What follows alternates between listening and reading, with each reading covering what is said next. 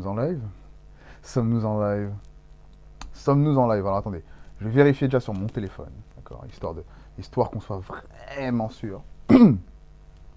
Histoire qu'on soit vraiment sûr. Doucement, doucement, doucement. Il y a eu des matchs un peu fous cette journée, donc. C'était le feu. Ah oui, non, on va s'assurer, d'être présent et d'être connecté. Nous sommes connectés. Nous sommes connectés. Comment allez-vous? Hein? Toi-même, comment tu vas? Mike. Oh là là. Mais quelle 9e journée? Ouais, c'était le feu. Quelle 9e journée? Alors, on va attaquer. On va attaquer parce qu'il n'y a pas de temps à perdre. Quand il y a des journées de cette qualité-là, Ouais. honnêtement, on va éviter de vous faire languir trop longtemps, même si on est à peu près à l'heure. Ok? Faut bien que ça arrive de temps en temps, d'accord? On fait ce qu'on peut.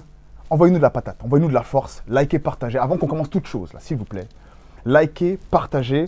Et je vais voir qui est présent, juste pour attendre, juste pour voir si vous-même vous ne manquez pas à vos engagements. Parce que nous, on dit qu'on va être là. Pas forcément à l'heure, mais on est là, hein. On est là, hein. Et en très bonne compagnie, la manageuse, comme toujours. Toujours. Comme toujours, mais que ferait-on sans elle, obligé de se lever et montrer qu'on est en jogging pour aller éteindre? C'est pas sérieux, hein. Et aussi, un invité de choix. Qui est-il? Qui est-il? Mais qui sommes-nous, hein? Qui sommes-nous? Monsieur Jean-Yves Zaoui est dans la salle. Alors, vous ne le verrez pas, d'accord? Mais vous le verrez. Ayez les yeux où il faut. Suivez-nous sur les réseaux, vous le verrez. Et puis suivez-le aussi sur les réseaux, d'accord? Essayez de le trouver. On va même pas vous donner son Insta, on va pas vous donner son Facebook. Suivez-nous sur les réseaux, vous saurez où trouver Monsieur Jean-Yves Zaoui. D'accord? C'est important. Les meilleures stories de l'histoire d'Insta. Vous n'êtes pas prêts. Incroyable, incroyable. Vous n'êtes pas prêts, les amis. Parlons basket, même si c'est vrai qu'avec le CV de Monsieur Jean-Yves Zaoui, nous ne parlons que basket. Mike, je t'écoute. Champion de France minime. Merci. Champion d'Europe cadet. Oui. Champion de France espoir. Dealer. Champion de France Pro B finale à Bercy. Merci. Avec Poitiers. Continuons. Quelle carrière, incroyable. Jean-Yves Zaoui, toujours là. En N1, finale fort. En N2, finale fort. Il a tout fait, toutes les divisions françaises. Il était là, Jean-Yves Zaoui, un des hommes importants du basket français. Important. Qui es-tu? Qui es-tu? Voilà. Il a posé une question au début de la saison et les gens sont en train d'y répondre. Ouais. Saint-Vallier qui a fait le boulot contre le Centre fédéral et de quelle façon? 155, rien à dire de plus. Saint-Vallier qui devait remporter ce match-là avec un gros écart et l'a fait tranquille. Tranquille.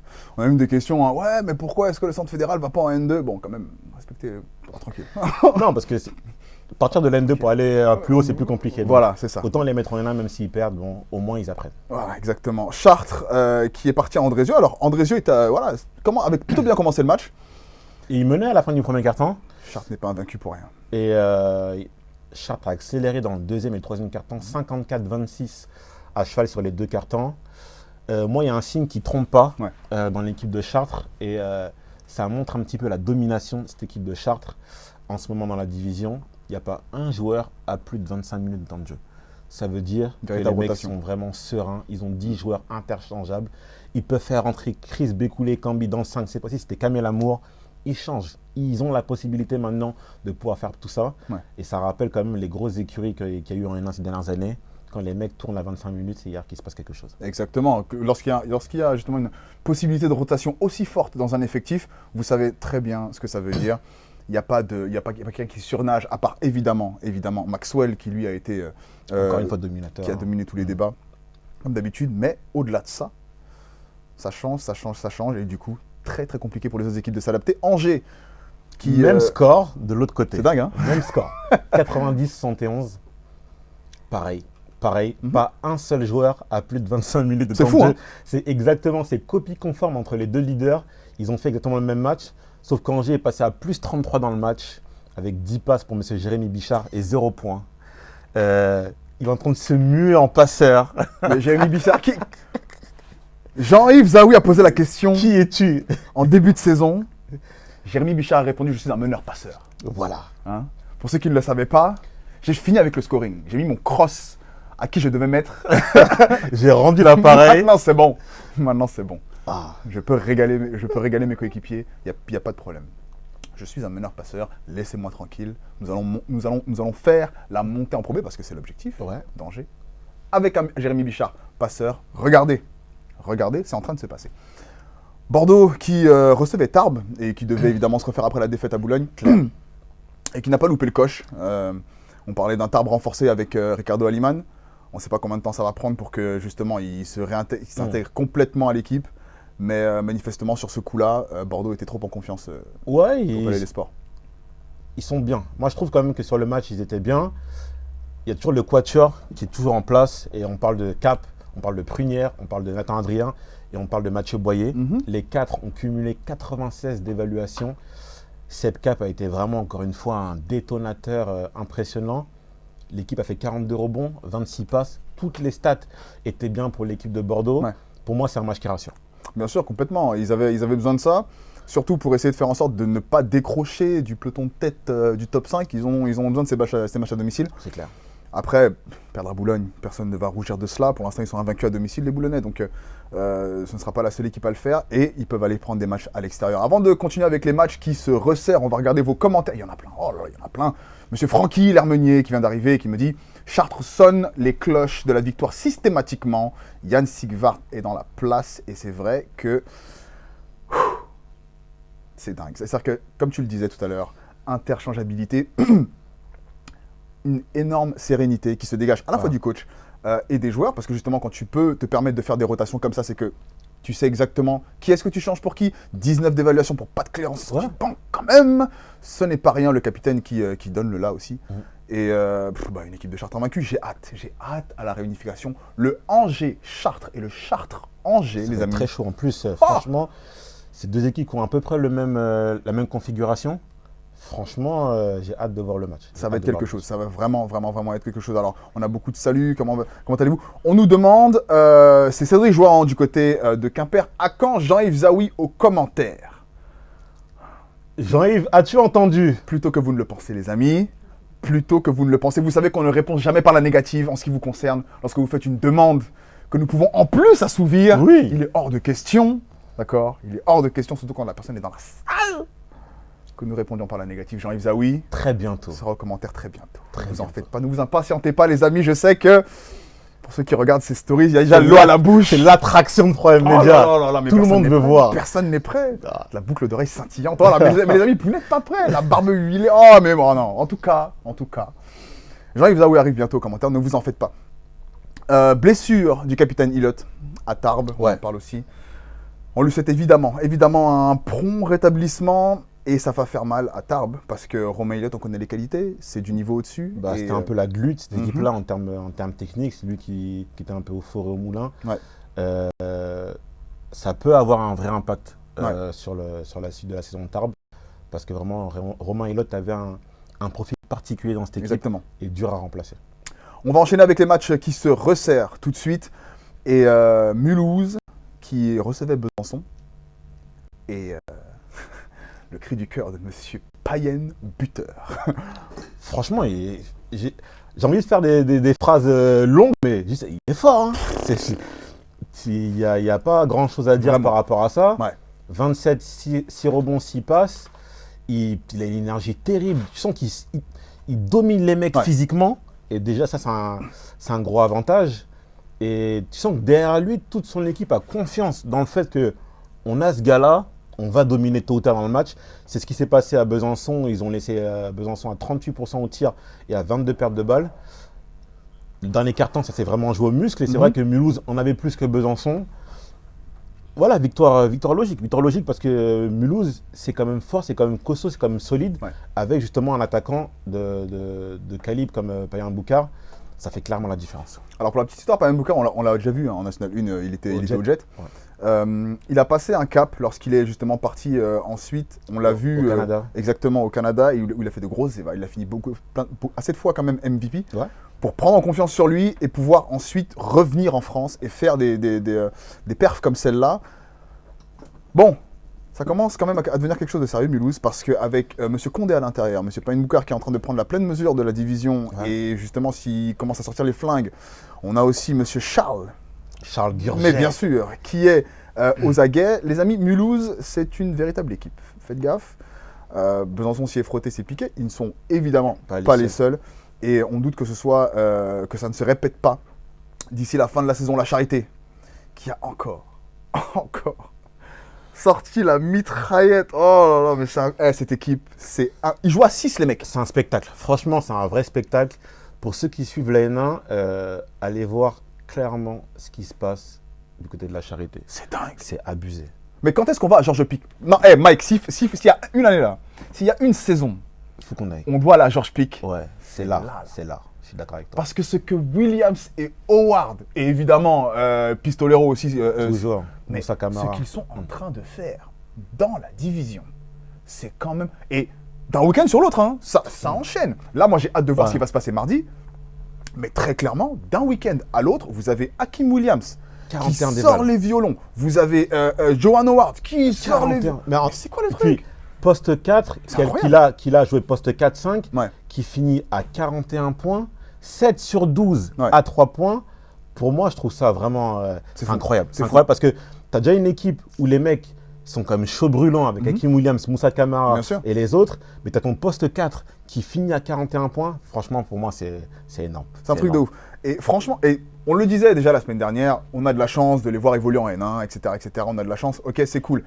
Il faut qu'on prenne la pleine mesure de cette chance et il faut que nous, Premier Média, on fasse un moment le pas vers la charité. C'est notre travail. Évidemment, déjà, je les salue.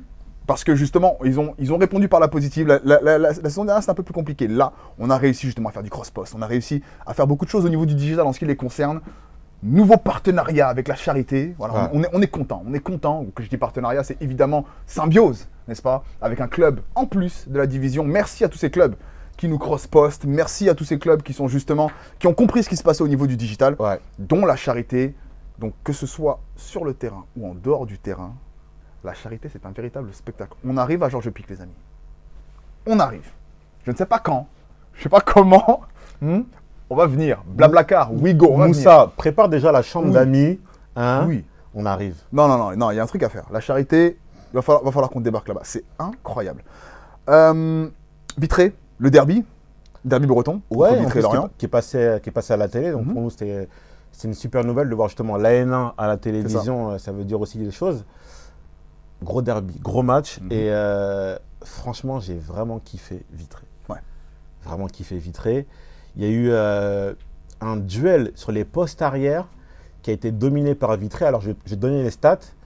Le quatuor Saunera, Bigot, Talgot et Albici a été complètement éteint par le quatuor d'arrière Turner, Delmas, Plateau et Prolac. 14 dévals à 46. Wow. Pour moi, ça a été la clé du match. C'est incroyable. Et en plus, quand tu vois qu'on a un Romain Grégoire qui sort à 20 d'évaluation en sortie de banc, forcément, ça apporte évidemment un plus. Il était un tout petit peu en dessous depuis le début de la saison. Je pense que ce match-là, justement, va lui faire du bien, va lui permettre de mettre les deux pieds vraiment dans le plat de cette division et de cette équipe aussi. Et justement, de pouvoir apporter quelque chose. La plus-value. On sait à quel point c'est important. Dont Vitré a besoin justement pour être au moins dans la poule du milieu, sinon dans la poule de tête. Je pense que c'est le facteur X, Romain Grégoire, pour ça. Mais c'est vrai que j'ai vraiment kiffé les arrières, ce qu'ils ont fait. C'était Prolac, c'est quelqu'un. Attends, on le sait. On a vu les perfs qu'il avait fait à Feur déjà. Ce n'est pas pour rien que le coach est parti avec lui. Quand il devait amener un soldat, là, il n'a pas réfléchi beaucoup. Hein. Il a pris son meilleur soldat et il est parti avec. Et c'est en train justement de se matérialiser. On l'a vu déjà dès la première journée. Lorsqu'ils sont partis à Vanves, ça s'est vu tout de suite. Et ça se confirme là, lors d'un derby, un match très important, qu'ils sont allés prendre à Carvaric quand même. Il faut le signifier que c'était à Lorient. On continue avec Pont-de-Chéruy, pareil, un match que j'ai regardé sur mon vélo ce matin, en faisant mon petit vélo d'appartement.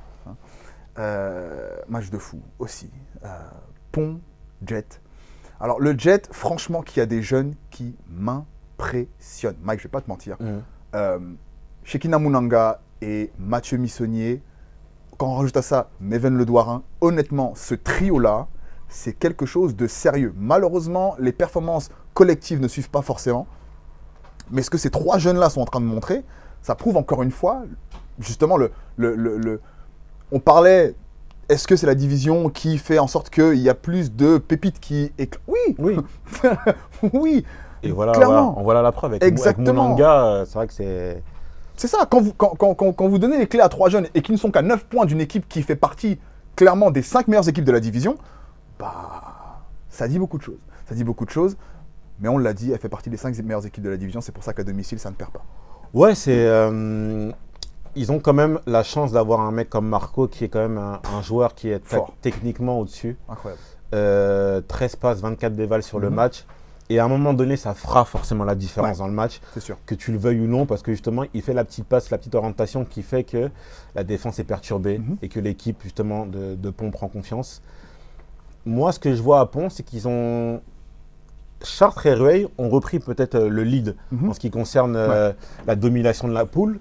Pont-de-Charrieux est revenu en outsider, et c'est peut-être la meilleure position qu'ils peuvent avoir, c'est-à-dire des coupeurs de tête.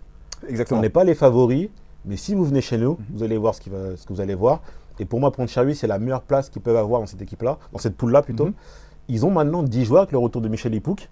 Ils vont pouvoir mettre une pression terrible sur tous les postes. Pour moi, ça va commencer à devenir très compliqué de battre le Pont-de-Charrieux parce que justement, ils sont puissants à tous les postes. Ils ont en plus un Marco très fort à la passe. Et il y a un Pont-Chartres qui arrive bientôt. Ça peut être un tournant dans la poule. Est-ce que Prime Media sera de la fête? Les amis, ça peut être un tournant dans la poule. Laissez-nous nous étirer. Parce qu'il y a quand même une petite route entre l'Île-de-France et Pont. Mais on a déjà fait. On a déjà fait ce genre de déplacement. Et pour ce type de match, il y a moyen qu'on le fasse. Doucement, doucement. Pont, peut-être qu'on arrive. Chaland, qui se déplaçait à Caen. Nous avions mis nos deniers sur Caen. Et on est pauvres maintenant. Hein, parce que malheureusement, ils n'y arrivent toujours pas à la maison. C'est quand même assez inquiétant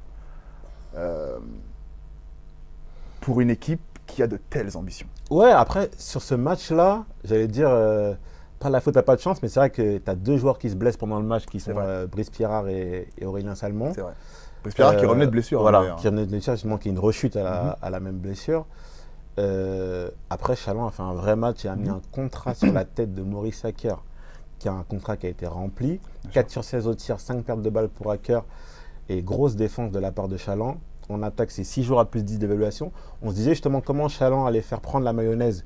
Et justement, on voit que chaque joueur arrive justement maintenant à trouver son espace dans le jeu avec un Glenn Duro, retour en sortie de banc. Len Saboudo aussi, qui a été très efficace en sortie de banc aussi. Chaland, ça fait 2 d'affilée maintenant. On commence à voir les prémices d'une très bonne équipe. Et c'est malheureusement tombé sur Caen qui en plus était dans un jour sans. Ça a mis du temps du côté de Chaland. Ça a mis du temps. C'est en train de venir petit à petit. Encore une fois, évidemment, pour Chaland, c'est mieux que ce soit arrivé maintenant. Cette période de creux, un peu de c'est toujours le début. De nuages, un peu. On ne savait pas trop où on allait. Là, ça commence à aller un tout petit peu mieux. Et il faut qu'ils appuient justement sur l'accélérateur. Par contre, pour Caen, ça se déplace à Boulogne dès mardi. Boulogne, dont on va parler tout à l'heure, évidemment, dans les matchs clutch, si vous avez suivi les matchs ce week-end sur Prime Media. C'était peut-être pas le déplacement qui pouvait faire en sorte que Caen aille mieux, juste après. Ça peut être compliqué. Ça peut être super compliqué parce que tu joues à 8, t'es pas super bien, tu as une équipe de Boulogne invaincue à domicile, tu as quand même pas mal de choses qui peuvent être dérangeantes et j'ai envie de voir. J'ai envie de voir Caen réagir, mais c'est vrai que contre Boulogne, ça peut être compliqué. Exactement. Après, c'est ce genre de match-là. C'est-à-dire que si celui-là, tu le prends, tu vois ce que je veux dire? Ça peut avoir une signification complètement autre. Mais il faut encore aller le chercher. Il faut encore aller chercher. Et là, ça, c'est une autre paire de manches. Il est loin. C'est clairement une autre paire de manches. Il est vraiment loin. On continue avec Rueil qui recevait Orchi, le duel, le fratricide. Hein, comme dirait Jamil Rouissi, le classico d'Origo. Hein. Donc, justement, je suis allé filmer ce match-là hier soir. Et bizarrement, sur les 2 années de suite, d'accord, lorsque ces 2 équipes s'affrontent, les Dorigo sont les joueurs qui ont le moins d'impact. Ils n'aiment pas jouer l'un contre l'autre. C'est pas simple. Attends. Petite anecdote. Évidemment, avant le match, je discute avec Massé. Massé me dit, mais on a joué contre Mulhouse. J'ai joué contre Bassa. Bassa Doumbé, hein, donc qui est le frère de Massé Doumbé et qui joue à Mulhouse. Il dit, mais avant le match, j'ai demandé à Harry si je pouvais jouer 2. Juste pour pouvoir le masser correctement. Il dit, mais sur les pics là, on switch. Il dit, on switch. Vraiment, on est ensemble aujourd'hui. On switch. On switch. Et évidemment, voilà, c'est vrai que nous, on attend ce type de, voilà, le grand frère qui fait taire le petit, ou bien le petit qui dit que non, moi aussi. Bon, entre ces deux-là, tout ce que j'ai vu, c'est un contre. Cela dit, ça n'a pas affecté leur activité sur le terrain, d'accord? Un peu plus leur effectivité. Même si c'est vrai que Steven a eu plus d'efficacité sur le match, parce que son évaluation et puis son apport tout simplement a été meilleur. Jérémy, lui, a eu vraiment un manque de réussite, à l'image d'ailleurs de tout le match. Hein. C'est-à-dire qu'il y a eu beaucoup de déchets sur tout le match, que ce soit les deux côtés. Il y a eu beaucoup de déchets.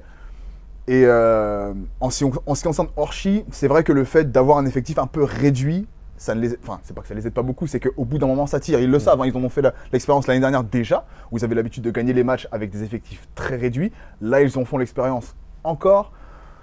C'est compliqué, ils y arrivent, mais c'est vrai que contre une équipe comme Rueil à domicile, c'est plus compliqué. Ouais, en plus, ce que j'allais dire par rapport à ce match-là, c'est que Rueil a pris 56 rebonds. Ouais. Quand vous prenez 56 rebonds, même si vous tournez à 36% au tir, à 36% à 2 points, pas au tir, à 2 points, et vous parlez 21 ballons, c'est quand même dur de perdre. Ouais. Alors ça, 36% à 2 points et 21 pertes de balles, en général, c'est les stats d'une équipe qui perd de 30 points. Exactement. Mais quand vous prenez 56 rebonds, ça change tout. C'est pas simple de perdre. C'est pas simple de perdre. Parce que vous avez toutes les balles, toutes les chances de pouvoir gagner. C'est ce que Rueil a fait. Rueil a gagné au muscle. Et franchement, cette équipe-là, c'est quand même très, très, très fort. Parce qu'ils ont du tir, ils ont du muscle, ils ont cette faculté à pouvoir prendre les fins de match comme ça un petit peu compliquées. Ils ont pour moi tous les ingrédients pour voir très très loin dans le championnat, pour pas dire plus. Ah oui, c'était très serré au début du 4e, puis 9-0. 3 tirs à 3 points, direct, c'est-à-dire que 3 sur 3, et ça a créé l'écart, et cet écart est resté comme ça. Ils ont ces capacités, on le sait, ça c'est quelque chose qui est constant dans l'équipe de Rueil. Cette capacité offensive à justement faire des runs. Alors maintenant, même si la physionomie d'équipe a un peu changé, on le sait, hein, avec l'arrivée de Greg, de Kovanusic également, et le départ de Lamine et de Dejan, on le sait tout ça. Il y a une philosophie qui, elle, ne bouge pas. C'est-à-dire que run and gun. Run and gun. Et forcément, lorsqu'il y a des runs comme ça qui sont faits, c'est compliqué de les rattraper. Ça donne une équipe qui est dans le top du classement aujourd'hui et qui est vraiment compliquée à jouer lorsqu'elle est lancée. On continue avec vos commentaires, les amis, bien évidemment. Alors, on a Vanilla qui nous dit quand vont revenir, mais pas à Boulogne. La petite précision quand même. Ils vont revenir. Non, c'est cool, mais pas mardi. Pas mardi. Et c'est vrai que pour une équipe qui a subi des blessés, qui a subi une défaite, 2 jours seulement de récup. C'est pas simple. Franchement, c'est pas simple. C'est dur. Ils partent à Boulogne avec quand même quelques points en moins. Et c'est sûr que Boulogne, à domicile comme ça, ne laisse rarement passer flairer le sang. Les poissons qui frétillent. Et non, pour moi, je vois un match compliqué pour Caen, mais on ne sait jamais, avec des joueurs de caractère comme Gaëtan Clerc, Maurice Hacker, etc., etc. On n'est pas à l'abri d'une belle surprise, mais ça serait une surprise. Exactement. On a Cécile Gris du côté de Saint-Quentin que l'on salue d'ailleurs. Quand on voit le Havre qui a eu du mal en début de saison dernière et qui a fini en boulet de canon, on se dit que absolument rien n'est joué dans ces poules de National 1. C'est clair que rien n'est joué, mais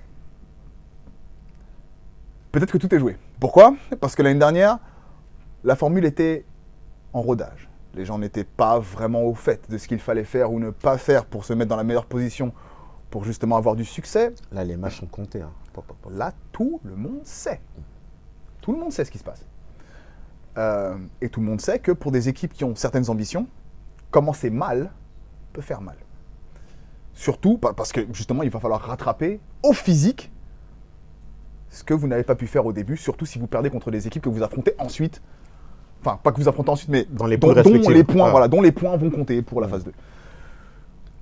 Ce qui est le cas de Caen, ce qui est le cas d'une équipe comme Saint-Vallier qui a perdu la semaine dernière encore. Donc, maintenant on sait. C'est clair que pour eux, on peut dire ce qu'on veut, mais perdre Chaland, c'est pas une bonne défaite. Du tout. C'est clairement pas une bonne défaite. Chaland est dans le top 5 en ce moment.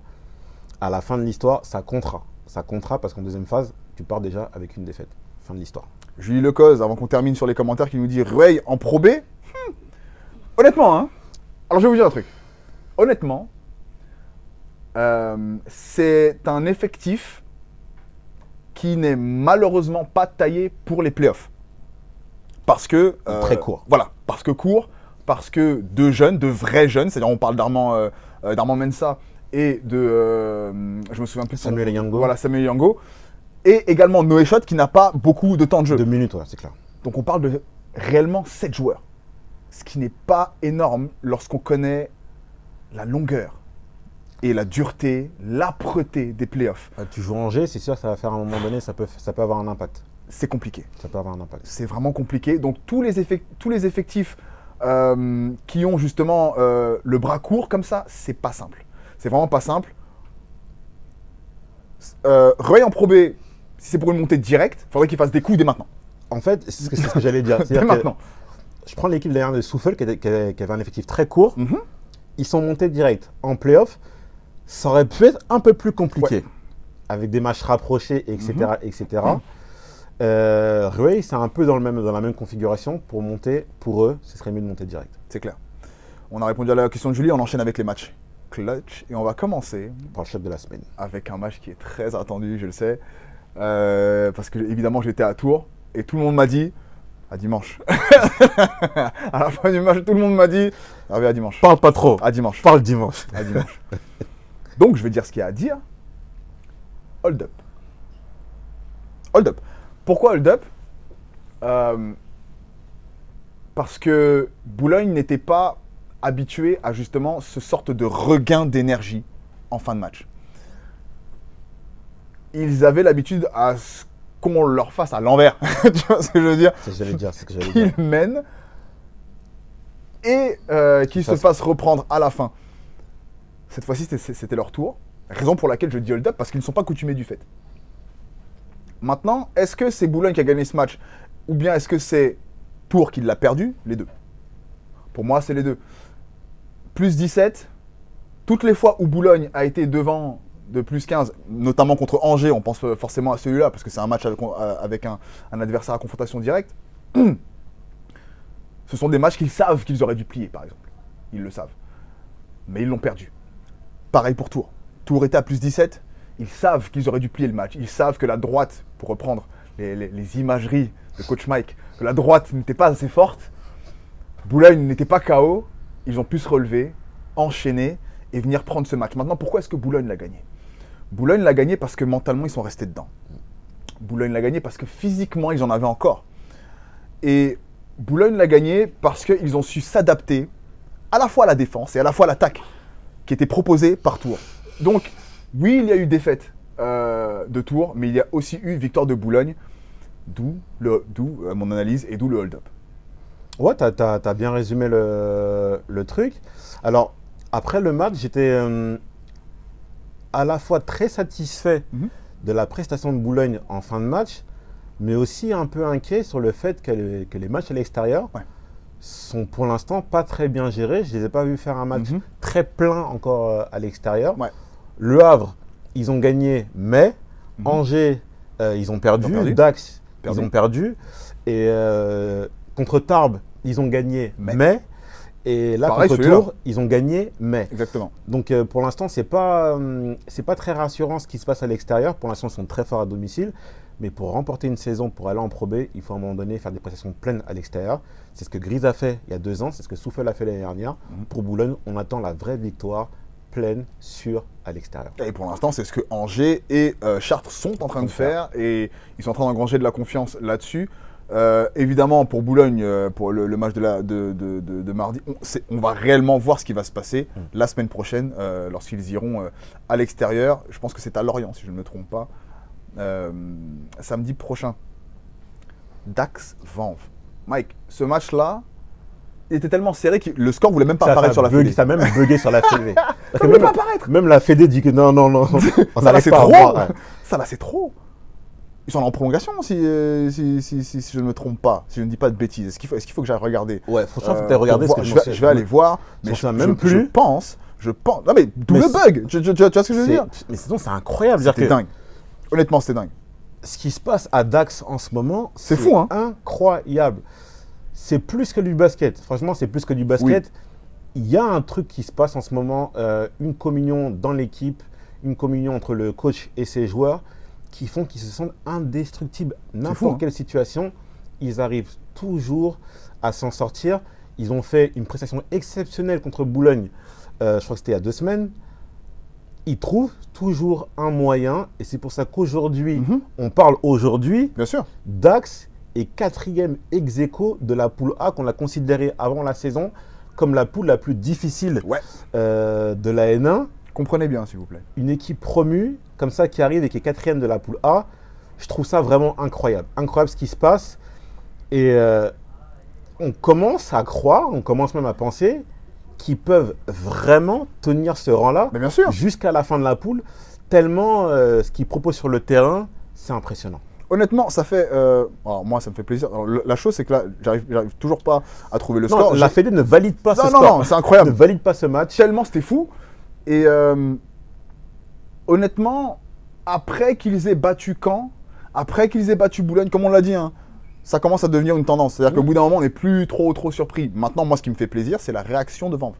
Tu vois, c'est le fait que, en déplacement, qui était quand même un long déplacement pour eux, malgré le fait qu'ils soient promis, malgré le fait qu'ils soient, il faut le dire, pas forcément bien dans cette première phase, ils jouent avec leurs armes et ils jouent à fond. Ils se donnent à fond. Ils perdent pas de 40. Tu vois ce que je veux dire, c'est il y a quand même une certaine fierté, il y a un don de soi, il y a un engagement du côté de Vanves qui réellement montre qu'il ne faut pas prendre cette équipe-là à la légère parce que là, il met 64 points, mais la façon dont il joue, il n'autorise que 66 points de Dax. Donc, C'est des signes très encourageants. bien sûr, Très ce type de encourageants. match-là, ils le font contre une autre équipe, ils le prennent peut-être le match. Tu vois. Historiquement, on a vu ce genre d'équipe-là se maintenir. Ouais. Je vais être Non, clair c'est par clair. rapport à ça. Historiquement, on a vu ce genre d'équipes qui ont mal commencé, mais qui, au fil de la saison, ont réussi justement à s'adapter et à commencer à gagner. Exactement. À la fin, elles se sont maintenues parce qu'à la fin, elles tombaient contre des équipes, justement, qui étaient de leur calibre. Elles étaient prêtes au combat, prêtes au charbon. Et surtout, elles avaient engrangé un minimum de confiance suffisant, justement, pour battre ces équipes-là. Vanves, si elle continue comme ça, je pense qu'elle a clairement ses chances pour le maintien. Exactement. On continue, Dernier match. on continue avec un match que je vais te laisser analyser parce que tu as reçu des messages tonitruants. Hein. Je vais te laisser analyser ce match. Avignon, qui s'est déplacé à KB et qui a fait le coup du siècle. Ouais, alors je vais parler d'Avignon parce que chaque année, on a une équipe coup de cœur. Je pense que l'année dernière, pour toi, c'était Sorgue. Ouais, pour le coup, ouais. Qui t'avait vraiment tapé dans l'œil. Moi, cette année, c'est Avignon, clairement. Parce que, autant que Dax, ils ont cette capacité de gagner les matchs au couteau. Alors, Dax le fait à domicile, qu'il l'a fait aussi à l'extérieur. Ouais. Avignon a fait des coups à l'extérieur, des coups très puissants. Ils sont partis hors ils ont tapé. Ouais. Là, c'est à KB. Et encore une fois, dans les dernières minutes, ils ont réussi à avoir un truc. Ils ont tenté. Moi, ce que j'aime chez Avignon, c'est qu'ils tentent des choses. Ils essayent. Ils tentent des choses. Ça marche. Ils ont pas peur, ça marche.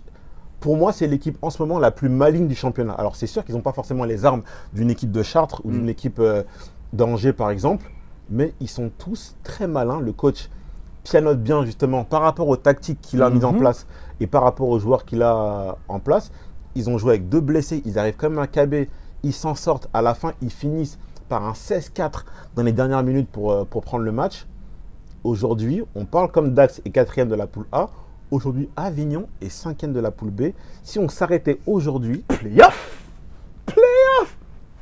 Avignon serait en playoff. Quelle belle histoire. Quelle belle histoire. Franchement, j'aime la N1 rien que pour ça. Moi, je trouve ça incroyable. Rien que pour ça. Moi, je trouve ça incroyable parce que tu viens en N1, tu n'as pas la même thune que tout le monde, mais tu viens, tu fais ton truc et tu le fais bien. Tu le fais bien, tu crois en toi, tu crois en ce que tu as mis en place, tu crois en tes joueurs, tu crois en ton club, tu crois au truc. Et tu arrives en N1, tu bats les équipes. Qui sont là depuis longtemps, tu les bats. Tu les bats et tu n'en as rien à faire qu'elles soient là, qu'elles aient fait les playoffs à gauche, à droite. Tu vas chez elles, tu les frappes là-bas. Et moi, c'est ce que j'aime chez Avignon. Et pour l'instant, j'allais dire l'insouciance et le culot qu'ils ont, ça mérite d'être souligné. Pour l'instant, Avignon, 5e de la poule B. Coup de cœur. Oh, coup de cœur, les amis, coup de cœur. Parce que franchement, c'est fort. C'est fort ce qu'ils font. On voit tellement de belles choses. On aurait aimé que ce match soit en live. Moi, honnêtement, j'aurais aimé regarder ce match-là, ne serait-ce que pour décortiquer un peu ce qui se passe. Tout comme Mike décortique la Pro B tous les mercredis matins. J'aurais aimé voir ça. J'aurais aimé voir ça. On va essayer de faire en sorte de choper la vidéo quelque part pour essayer de voir un peu comment est-ce que Avignon s'est dépatouillé. Évidemment, Nico Ballet de la FFBB va nous faire la petite passe décisive pour qu'on puisse récupérer le match. Nico. Voilà, Nico maintenant. C'est que tu as le bras long. Voilà. Gère-nous ça. Nico Dalsim. Yoga Fire. Hein? Sors-nous une petite vidéo là, mon frère. C'est comment? En tout cas, c'était le dernier match. C'est le dernier match. On va regarder vos commentaires par rapport à ces 3 matchs clutch. Dax s'est fait peur, nous dit Francky. Les banderies de Vanves ont fait mal. Honnêtement, hein, Vanves, moi je vais vous dire la vérité, Vanves, moi je les vois dans les équipes qui se maintiennent. C'est même pas histoire que historiquement machin, mais la rage qu'ils montrent à chaque match, cette rage-là, et ça prend pas. Tu vois ce que je veux dire? C'est cette envie, tu vois. Il commence à être vraiment dégoûté de ne pas gagner parce que c'est une équipe qui, durant les 5 dernières saisons, ont gagné beaucoup de matchs. Et des mecs, à la base, les mecs dans l'équipe, c'est des vainqueurs, quoi. C'est pas des mecs qui sont habitués à perdre. Donc à un moment donné, ça commence un petit peu à bouillir.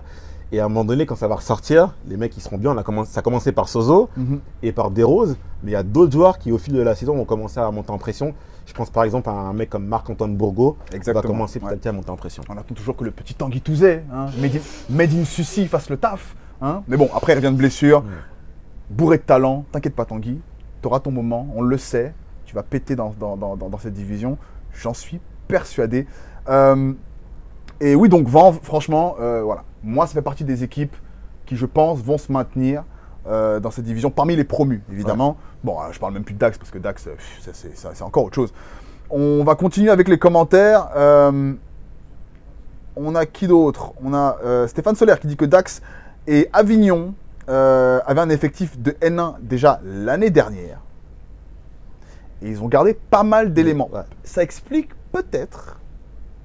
En plus, évidemment, du fait qu'ils sont... justement, ça peut-être créé le fait qu'ils soient rapidement adaptés à la division. Le fait qu'ils aient gardé un socle. Avignon fait quand même quelques changements. Oui, ils ont fait. À chaque poste, ils ont pris des mecs. Ils ont pris notamment Victor Mopsus à la main, Cheikh Gassama à l'arrière, Antonin Chardon à l'aile, Kevin Lavieille à l'intérieur. Donc, qu'on attend toujours de voir, hein, il est toujours blessé. On attend de le voir sur les parquets. Ils ont fait quand même quelques changements. Dax aussi a quand même pris le meneur All-Star Randall Meda. C'est quand même quelque chose qui change un peu ton effectif. Mais c'est vrai qu'ils avaient déjà des bonnes équipes. Et d'ailleurs, Dax a fini demi-finaliste, je crois, de la N2. Exactement. Ils ont quand même des beaux effectifs à la base. Mais je pense que les mecs qu'ils ont rajoutés justement collent bien. Et je prends par exemple Antonin Chardon. C'est quand même lui qui met le panier pour passer à +1 dans le match à 1 minute 30 de la fin du côté d'Avignon. C'est des plus-values qu'ils ont ajouté à un bel effectif déjà en place. Alors on a, on nous rectifie, enfin on nous rectifie, ou plutôt on nous aide. On a Marjorie 520 qui dit Dax 66-64 sans prolongation. Donc c'est sans prolongation. Voilà, ça s'est joué. On n'était pas sûr. Voilà, mais ça s'est joué dans les derniers instants vraiment. Et il y a un commentaire que j'ai vu tout à l'heure et qui dit que Angers va aller au Havre, puis à Bordeaux. On verra plus clair après ça. Bon, on y voit déjà pas mal clair, honnêtement. Mais c'est vrai qu'il y a des moments de test dans une saison. Oui, c'est clair, c'est sûr. Pour Angers, ça va commencer à devenir des sérieux tests parce que tout le monde les attend de pied ferme maintenant, qui sont à 8-0. Tout le monde veut se taper le leader, clairement. Et dans cette poule-là, il y a quand même des équipes aux dents longues.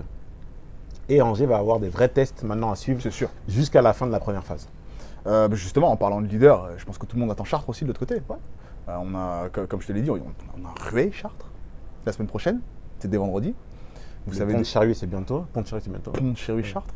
Donc, il va falloir que Chartres valide tout ça contre des équipes qui sont juste là, quoi. Qui sont vraiment juste à côté. Et c'est là aussi. Par contre, là, moi, pour le coup, je verrais peut-être plus clair.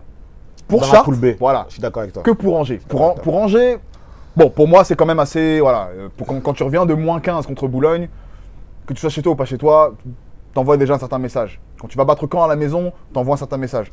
Chartres, il te reste Rueil et Pont. En fait, c'est pas petit. Angers, je pense que même avec une défaite, ne se sentira pas moins fort que les équipes contre lesquelles elles ont perdu. Chartres, si elle perd contre Rueil, peut quand même se poser des questions. Exactement. Pour se dire, ok, on a fait un bon parcours jusque-là, mais est-ce que ça valait vraiment le coup Si c'est pour perdre contre l'équipe qui est juste derrière nous au classement, sûrement le match donc le plus important Exactement. de la saison. Pour Angers, la poule A est tellement dense en termes de positionnement que perdre contre Bordeaux, ça va pas forcément, ou Le Havre, ça va pas forcément vouloir dire grand-chose en deuxième phase. On n'est pas sûr encore du classement des équipes, donc c'est vrai que pour eux, pour la poule A, c'est encore un petit peu indécis. Pour la poule B, c'est très clair. Si Chartres perd contre Rueil est la meilleure équipe de la poule, fin de l'histoire. Si Chartres perd contre Pont, Pont est meilleur que Rueil. Pont est meilleur que Chartres. Et là, on en est vraiment là, du côté de la poule B. Donc je pense qu'il faut avoir ça en tête. Vraiment se dire que le top 5 de la poule A et le top 5 de la poule B, on l'a dit, à peu près le même niveau. Par contre, en dessous, on a une poule A qui est vraiment beaucoup plus dense que la poule B. Raison pour laquelle, justement, on parle de ces différences-là entre Chartres et Angers. Qu'est-ce qu'on a d'autre ? On va terminer sur un dernier message de Jean-Paul Pelletier qui dit Le Havre, Angers, j'y serai. Il ne faudra pas être cardiaque. Alors, très clairement, Le Havre, Angers, surtout que là, en plus, Le Havre, mais moi, on a oublié de parler d'un jeune qui monte, qui ne s'arrête plus. 22 d'évaluation sur le match. Calvin Hippolyte, qui fait vraiment un match de fou. Et qui confirme ce qu'on disait. Pourquoi remplacer Rudy Jombi ? Pour moi, c'est l'éclosion d'un très bon joueur, d'un futur très bon joueur de championnat, Calvin Hippolyte, qui est très complet, qui est très athlétique, qui ne donne pas la part au chien en défense, qui vraiment, justement, met le ton défensivement dans une équipe qui est très performante défensivement. Calvin Hippolyte est, je pense, un joueur qui va beaucoup compter dans la deuxième phase. On va voir justement l'équipe du Havre qui va devoir battre des gros régulièrement. Et avec un Calvin Hippolyte à ce niveau-là, ils peuvent vraiment le faire. Et par rapport à ça, justement, on a oublié le match Toulouse-Le Havre, qui aurait dû être dans les cloches aussi, parce que il y avait 5 points d'écart. Alors, Toulouse avait très bien commencé le match. Pour le coup, j'ai suivi un peu le match pendant que je regardais Rueil. C'était un match quand même assez tendu. Toulouse avait très bien commencé le match. Et tu as eu un réveil. Roca Suzas et Calvin Hippolyte. Roca Suzas, c'est un client. C'est quelque chose. C'est un client. Honnêtement, c'est quelque chose. Ils ont tout fait en sorte pour annuler déjà défensivement les velléités offensives de Toulouse en deuxième mi-temps. Et ensuite, pouvoir ne pas se reposer que sur Hugo Suard, qui fait un début de saison vraiment incroyable. Et faire en sorte que justement, Roca Suzas et Calvin Hippolyte prennent les choses en main. Les deux joueurs ont réellement éteint toute volonté basketball du côté de Toulouse. Et ils sont allés prendre cette victoire à l'extérieur. Chapeau pour leur. C'est impressionnant parce que justement, Toulouse, pour la première fois de la saison, était au complet. Avec un Melvin Aitalia qui revient de blessure et qui a fait un superbe match en sortie de banc. Tu as Tony Ouzo qui est revenu aussi de blessure. C'est ça. Tristan Poisson qui est revenu de blessure. Tu avais toute ta team. Donc, battre ce Toulouse-là, ça veut quand même dire quelque chose. C'est pas n'importe quoi ce qu'a fait Le Havre. Ils ont battu un Toulouse qui, pour la première fois de la saison, était au complet. Moi, maintenant, mon questionnement, c'est à domicile. Le Havre a encore des petits soucis à domicile. Ils n'arrivent pas vraiment à sécuriser les docks Océane. Et je pense que c'est là qu'il va se créer un déclic. C'est lorsque, justement, à la maison, on sait que Le Havre ne s'entraîne pas au docks Océane. On sait qu'il s'entraîne dans une salle annexe. C'est pas facile. Et qu'en réalité, il joue tous les week-ends à l'extérieur. on prend Paris en Pro B qui a le même souci. C'est ça. C'est jamais simple de ne pas avoir des repères très précis dans une salle parce que tu ne la vois que finalement 40 fois par an parce que ça. Tu fais le shooting samedi matin plus le match du samedi soir, donc ça fait 40 fois par an. C'est pas beaucoup pour avoir des vrais repères dans une salle. Quand tu vois que les équipes comme Boulogne par exemple, voilà, dans Raymond ou n'importe qui à sa salle, c'est sûr qu'à domicile, les mecs ils louent pas un tiers parce qu'ils sont réglés de chez réglés. Pour Le Havre, c'est pour moi une performance justement de pouvoir gagner des matchs à domicile en sachant que tu t'entraînes dans une autre salle. Exactement. On en a terminé avec cette 9e journée de fou malade encore. Les matchs clutch étaient complètement dingues. Et les autres matchs aussi d'ailleurs. Merci de nous avoir suivis. Vous avez encore été plus d'une centaine. Là, on est à 110. Je crois qu'on a fait un pic à 120, quelque chose comme ça.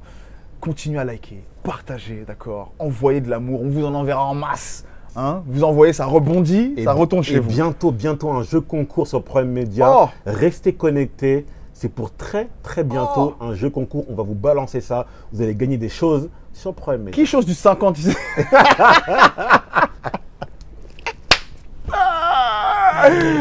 En tout cas, on vous kiffe comme d'habitude. Passez un excellent week-end de basket. Allez, ciao, ciao.